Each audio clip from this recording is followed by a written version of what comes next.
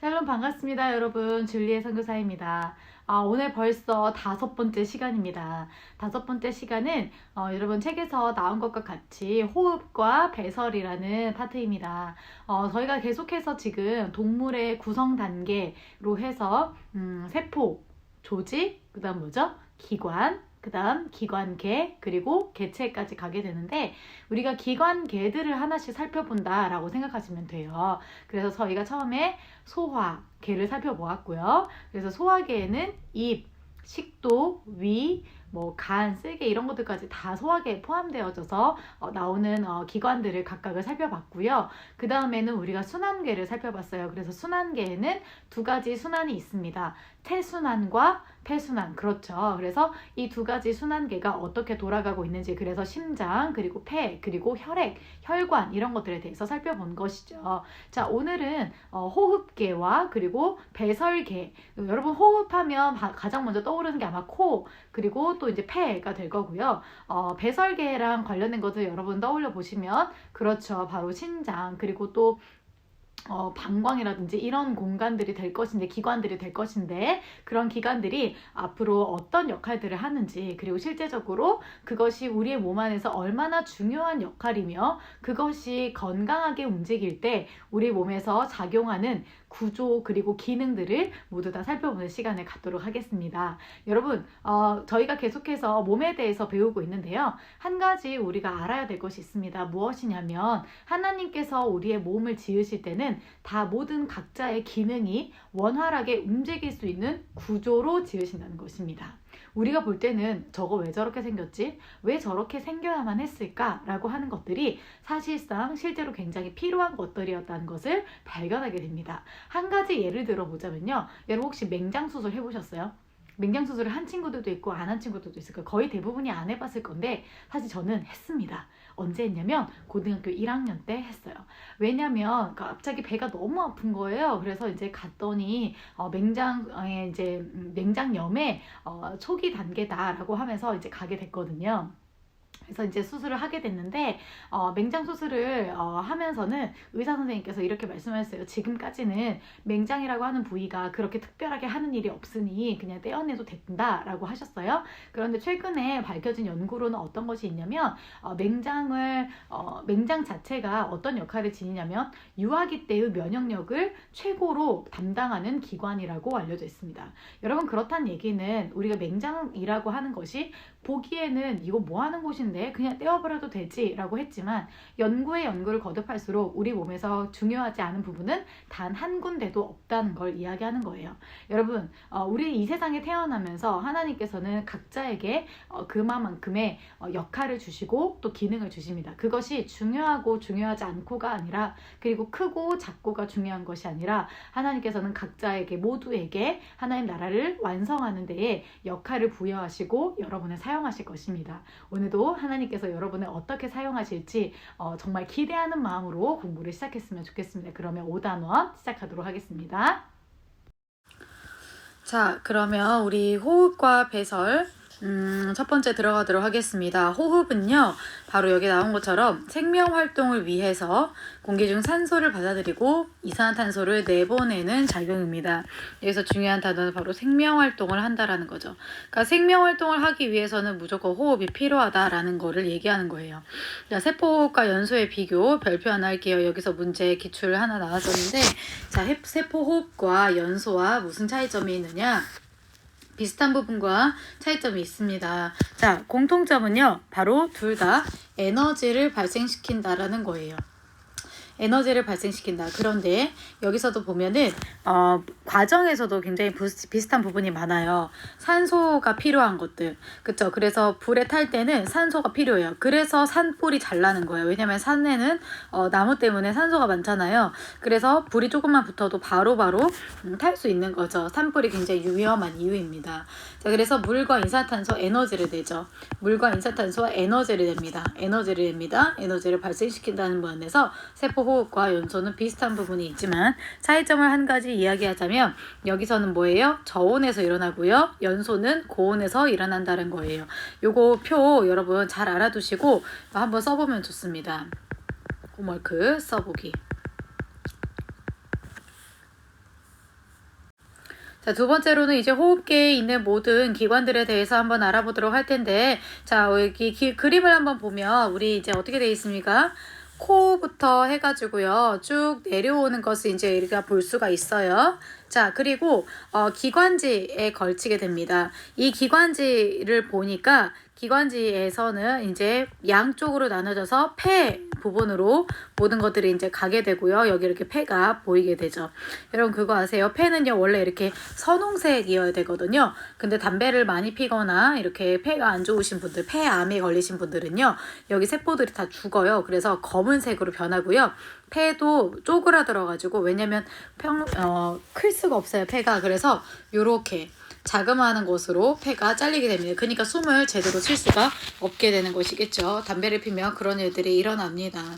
그래서 폐가 반절로 작아지면 숨을 들이마시는 거는 4분의 1 정도밖에 되지가 않아요. 자, 어찌되었던 코를 보면 공기를 들이마시고 내보내는 통로이며 폐로 유입되는 공기에 일정한 온도와 습기를 갖게 해줘요.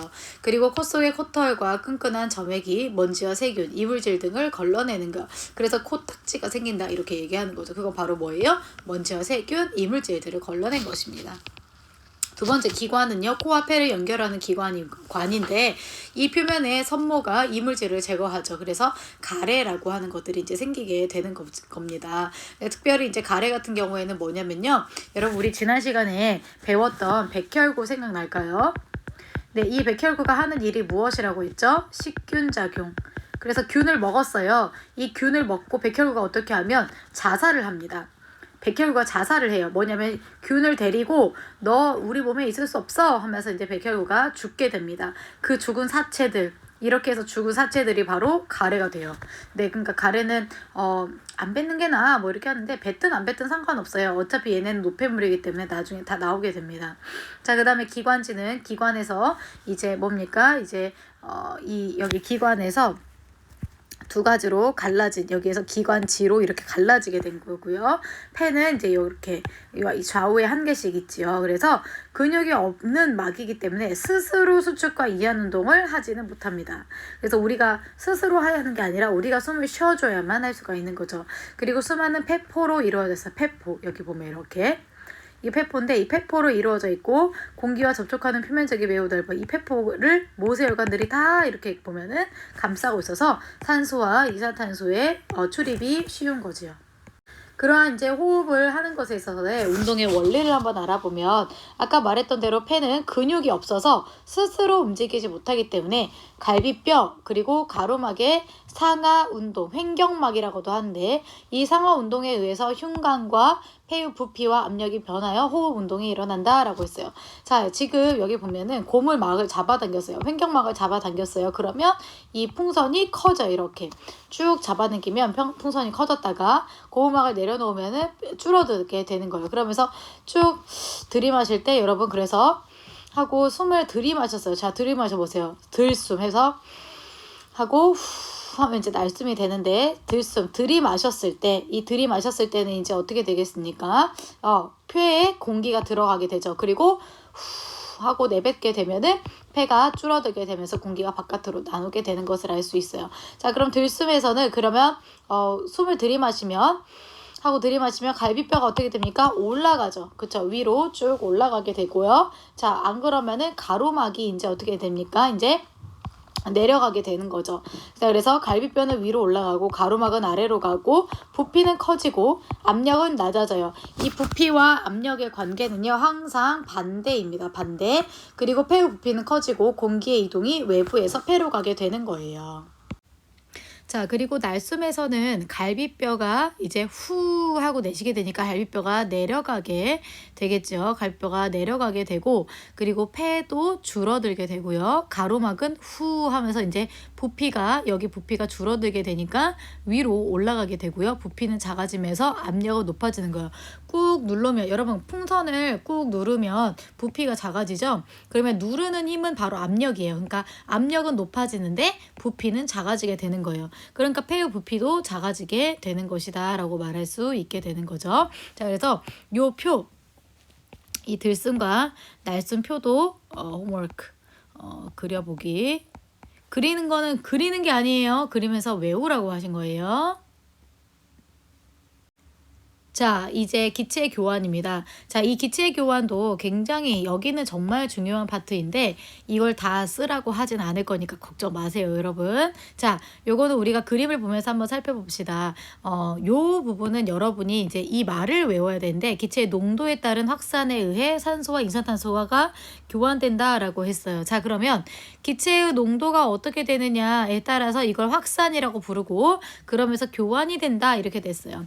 자, 폐 같은 경우에는 폐포에서 기체의 교환이 일어납니다. 그래서 농도가 어디가 많아요? 산소가 폐포에 많았고 이산탄소는 모세혈관에 많았죠. 그러면 폐포에 산소가 많았던 것을 모세혈관으로 주는 거예요. 폐포에 많았던 산소를 모세혈관으로, 그리고 모세혈관에 많았던 이산화탄소를 주는 거예요. 이게 뭐 때문에? 농도 때문에 그런 차이가 일어난다라는 거예요. 농도.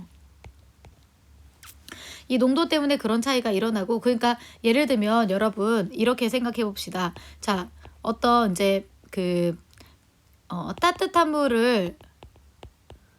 물하고 찬물하고 만약에 섞는다고 해보세요. 그러면 온도가 어떻게 되죠? 그렇죠. 미지근한 걸로 바뀌어요. 왜요? 따뜻한 물에서 찬물로 온도를 전달해 주기 때문에 그렇죠. 높은 곳에서. 그리고 이 찬물의 차가운 기운이 또 따뜻한 물에 가기 때문에 미지근한 걸로 변한 것처럼 이렇게 서로 많은 것에서 적은 것으로 주는 거예요. 많은 거에서 적은 것으로 주는 거. 무엇을 줍니까? 산소를 주고 이산탄소 준다는 거죠. 자, 그리고 이제 조금 지울게요, 여러분. 자, 그 다음에 조직세포 내에서의 기체교환은 그러면 반대로가 되겠다. 그쵸? 산소가 어디에 더 많아요? 그 모세혈관이 받아왔습니다. 폐포에서 산소로 받아왔어요. 폐포에서 산소로 받은 이 모세혈관에서 산소를 이제 어디로 줘요? 조직세포로 주게 되는 거예요. 그래서 요거를 한번 보면 산소를 제가 빨간색으로 쭉 그려볼게요. 이렇게 폐포에서 모세혈관에서 조직세포로 가게 됩니다. 자, 그런데 이산화탄소는 조직세포에서 이산화탄소를 가게 되고 그 다음에 모세혈관에서 이제 이산화탄소를 이렇게 폐포로 전달해서 폐포에서는 입으로 해서 숨을 쉬게 되는 거죠. 숨쉬기가 되는 거예요. 자, 그래서 이런 식으로 이제 그림을 여러분 한번 보시기 바랍니다. 산소와 이산화탄소가 이렇게 갑니다. 자, 산소. 이 빨간 게 이제 폐에 있었어요. 이게 이제 어디로 가요? 네, 모세혈관으로 갑니다. 자, 모세혈관으로 가가지고 이제 어떻게 됩니까? 이산탄소가 이제 이산탄소는 받아들여주고 산소는 이제 여기가 모세혈관이에요. 모세혈관. 이 모세혈관에서 산소가 이제 가게 되죠. 그렇게 되면은 이제 이산탄소를 반대로 받습니다. 이산탄소를 반대로 받았어요. 자, 그러면 이 이산탄소 받은 것을 모세혈관을 통해서 어떻게 돼요? 폐로 전달해서 이 폐에서는 바깥으로 내보내게 된다. 이렇게 생각하면 되겠습니다. 자, 두 번째로는 이제 배설입니다. 배설이라고 하는 거는 가장 중요한 게 무엇이냐면 노폐물을 몸 밖으로 내보내는 것. 영양소가 분해되다 보면은요 반드시 노폐물이 쌓일 수밖에 없게 돼요. 그 노폐물이 이제 어떤 것들이냐, 여기 보면 이산화탄소와 물, 암모니아 이런 것들이 바로 노폐물이 돼요. 자, 이산화탄소는 우리가 어떻게 내보냈어요? 그렇죠. 날숨으로, 숨으로 배설을 했어요. 물은 어떻게 해요? 날숨과 오줌으로 배설. 하면 우리 입김 나오잖아요. 그게 이제 물의 수증기 거든요. 그리고 암모니아 같은 경우는 어떻게 해요? 오줌으로 배설한다. 그러면 우리는 호흡과 배설을 통해서 어떻게 하는 거예요? 그쵸? 노폐물을, 미안합니다. 글씨가, 그쵸? 노폐물을 빼내게 되는 겁니다. 자, 요게 이제 중요한 포인트고 다음 장 넘겨볼게요.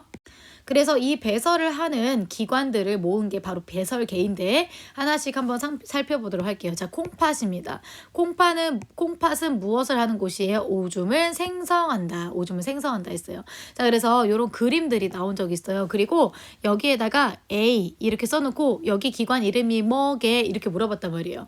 또는 여러분 여기서 조금 더 여기가 B고 여기가 C고 이렇게 A, B, C 뭐 이렇게 해놓고 여기 중에 콩팥이 뭐게 이렇게 할 수도 있어요. 아시겠죠? 자, 그래서 콩팥은 여러분이 꼭 알아두셔야 되는데 콩팥 또는 요즘에 뭐라고 그러죠? 네, 원래는 이제 신장이라고도 얘기를 했어요. 자, 이 콩팥의 부분은 이제 세 가지로 나눕니다. 그래서 겉부분입니다. 겉질 이렇게. 자, 그 다음에 속질. 여기 속질이에요. 여기 속질. 콩팥 속부분, 그 다음에 콩팥 깔때기, 겉질과 속질에서 만들어진 오줌이 모이는 빈 공간, 여기 부분, 이제 여기에 오줌이 모여서 쭉 가게 되는 거예요. 쭉 어디로 가요? 방광으로. 여기서 쭉 이렇게 방광으로 가게 되는 거죠. 자, 그래서 오줌을 만드는 기본 단위를 바로 네프론이라고 했는데, 이 네프론을 보니까 여기 나오죠. 자, 여기가 사구체예요. 그리고 보먼주머니도 여기 있어요. 여기 보면 사구체와 보먼주머니 보이나요, 여러분? 네, 여기 사구체와 보먼주머니가 있고요. 이것과 함께 세뇨관이 있습니다. 이 세뇨관들이 모이는 것이 모여가지고 한 여기 부분을 바로 뭐라고 하냐면 네프론이다 라고 한다는 거예요. 자, 그 다음 오줌관은 뭡니까? 네, 오줌이 방광으로 이동하는 관이 오줌관이고요. 방광은 오줌을 모아두는 곳, 요도는 오줌이 몸 밖으로 나가는 통로를 요도라고 하는데, 이 콩팥, 오줌관, 방광, 요도. 자, 여기가 콩팥이고요. 여기가 오줌관이고요. 방광이고 요도입니다. 외워봅시다. 콩팥, 오줌관, 방광, 요도. 여기 부분을 바로 배설계라고 하게 됩니다. 자, 이제 오줌의 생성 과정을 볼 건데 1번부터 한번 보도록 할게요. 1번 이제 여과입니다. 여과. 자, 여과라고 하는 거는요. 말 그대로 걸러주는 걸 이야기해요. 걸러주는데 무엇을 걸러주냐면요. 혈액 성분 중에 크기가 작은 물질이 보먼 주머니로 빠져나가게 됐어요. 그래서 이제 여과를 처음에 해주는 게 뭐냐면 물, 포도당, 아미노산, 무기염류, 요소 등입니다. 자, 그러면 이 모든 것들이 다 노폐물이냐? 그렇지 않아요. 요 중에서 노폐물도 있지만 노폐물이 아니라 영양분도 있어요. 영양분 뭐가 있을까요, 여러분? 맞아요. 여기 포도당, 그 다음에 아미노산이에요. 자, 포도당은 뭐가 분해된 거라고 했어요? 탄수화물이 분해된 거고, 아미노산은 단백질이 분해된 거란 말이에요. 그러니까 이 포도당이랑 아미노산은 우리 몸에서 영양소란 말이에요. 그럼 영양소를 그냥 내보내면 될까요? 안 됩니다. 그 사람은 건강이 되게 위험한 사람이에요. 그래서 어떻게 하죠? 빨리 병원 가야 돼요. 여러분, 만약에 이 포도당이 오줌으로 나오는 병이 뭔지 아세요? 바로 당뇨병입니다. 당뇨. 그래서 당이 오줌 요자예요. 그래서 당이 오줌으로 나온다 이렇게 되는 거예요. 그러면 이제 다시는 이제 그 다음에 뭘 해야 되냐면 재흡수가 돼야 돼요. 처음에 작은 물질이라고 하니까 다 나갔어요. 근데 이 중에서 포도당이랑 아미노산 안 되겠네. 그래서 우리 몸에 필요한 물질이 모세혈관으로 흡수되는 과정을 바로 재흡수라고 하고요. 모세혈관으로 다시 흡수되는 거예요. 그래서 포도당 재흡수되는 물질은 포도당, 아미노산, 물과 무기염류 일부, 그 다음에 바이타민 등 해서 조그마한 물질이지만 다시 우리 몸으로 이제 재흡수가 됩니다. 자, 그리고 나서 이 사구체에서 미처 여과되지 못한 노폐물이 모세혈관에서 세뇨관으로 이동하게 되는 현상을 다시 이제 분비라고 이제 하게 되는 거예요. 자, 이제 그림을 한번 보도록 하겠습니다. 여기 보면, 자, 여기가 사구체예요. 그리고 여기가 보먼주머니예요. 사구체에서 보먼주머니로 여과가 됩니다. 요소, 포도당, 아미노산, 물, 무기염류 이런 것들이 다. 그런데 여기 중에서 이제 어디를 지나면서요. 세뇨관. 여기가 세뇨관이거든요. 여기 세뇨관을 지나면서 포도당은 다시 돌아가요. 아미노산도 다시 들어가요. 물도 어느 정도는 다시 돌아가요. 그리고 요소, 그러면 이제 뭐뭐 남았습니까, 여러분? 요소하고 그 다음에 물 조금, 그 다음에 여러 가지 것들이 이제 이렇게 남게 돼요. 요소나 물, 그 다음에 노폐물들이 또 있으면 또 다시 여기로 들어오는 그런 작용들이 거치면서 이제 뭐가 됩니까? 오줌이 되어져서 콩팥 깔때기로 가게 되는 것이죠. 자, 이 오줌의 생성 과정은 그냥 외우십시다. 이제 과정만 외우면 돼요. 처음에 뭐예요? 여과, 그 다음에 재흡수, 그 다음에 분비입니다. 다시 시작. 여과, 재흡수, 분비. 다시 뭐라고요? 여과, 재흡수, 분비. 자, 여과는 어디에서 일어나게 됩니까? 그쵸? 바로 사구체와 보먼주머니. 재흡수는요, 세뇨관에서 모세혈관. 분비는요, 모세혈관에서 세뇨관. 이렇게 되는데 가장 중요한 건 여과, 재흡수, 분비. 이 순서로 외우시기 바랍니다. 그래서 여기서도 표에 보면은 또 나오게 되는 거예요. 뭐예요? 여과, 재흡수, 분비. 다시 여과, 재흡수, 분비. 여과는 어디에서 일어나게 됩니까? 사구체에서 보먼주머니로 여과가 일어나게 되고 쭉 보먼주머니 가지고 있던 것이 이제 세뇨관으로 가게 되면서 세뇨관에서 이제 포도당, 무기염류, 물 이렇게 쓸 수 있는 것들은 재흡수가 되고요. 그 다음에 남아있는 노폐물들은 다시 세뇨관으로. 그러니까 이렇게 되는 거죠. 세뇨관이랑 모세혈관이 있잖아요. 그럼 여기서는 이제 양분을 주고 모세혈관에서는 노폐물을 주는 이제 그런 현상이 재흡수와 분비라는 것을 통해서 나타나게 되는 거예요. 자, 그래서 지금까지 우리는 여러 가지를 살펴보았습니다. 소화계, 순환계, 호흡계, 배설계 이렇게 총 4가지를 알아봤는데요. 여러분 한번 봅시다. 자, 호흡을 합니다. 이산화탄소를 내보내고 산소를 받아들여요. 그럼 여기서 폐에서 이산화탄소는 받아들이고 산소는 내보냅니다. 그렇게 산소를 내보낸 피가 어디로 갑니까? 심장으로 가요. 여기가 뭐였죠? 순환계죠. 이 산소가 이제 이렇게 심장을 통해서 갑니다. 흘러갑니다. 이렇게. 자, 그래서 이제 이 친구들이 네, 이렇게 왔어요. 와가지고 이제 갑니다. 어디로 갑니까? 네, 온몸으로 가게 되고요. 온몸을 거쳐서 쭈루루루 가게 되는데 이 온몸으로 가서 이제 또 뭘 받아와요? 영양소들을 받아옵니다. 흉터를 거쳐서 소장에서 영양소와 양분을 가지고 그쵸? 갑니다. 온몸으로 가게 됩니다. 온몸에서는 노폐물을 빼주고 영양소와 산소를 집어넣어주고 다시 쭈루루루 가서 여기 이제 노폐물들 중에서 요소로 해서 오줌으로 빠져나야 될 것들은 여기로 가고요. 또 노폐물 중에서 이산화탄소 같은 것들은 이렇게 해가지고 이산화탄소는 바깥으로 내보고 이 모든 것들이 함께 얽혀 있는 것이다 라는 거죠. 여러분 너무 대단하지 않습니까? 여러분이 가지고 있는 모든 소화기관, 모든 순환계, 모든 호흡기관, 모든 배설기관을 통해서 이 모든 것들이 다 일어날 수 있게 되는 거예요. 그래서 이 부분을 잘 준비하여서 여러분 이 공부하는 과정이 정말 하나님의 영광을 드러내고 주님이 정말 우리에게 주신 것이 얼마나 소중한 것인지를 다시 한번 보는 시간이 이 시간이 되기를 소망합니다. 네, 오늘 여기까지 하도록 하겠고요. 여러분 호흡과 배설 마지막까지 열심히 우리 한번 달려가 보도록 하겠습니다. 과제는 44페이지에서 45페이지고요. 중간중간 제가 숙제로 올려놓은 것들 표로 써서 여러분 외우고 그리고 인증샷으로 꼭 남겨주시기 바랍니다. 감사합니다.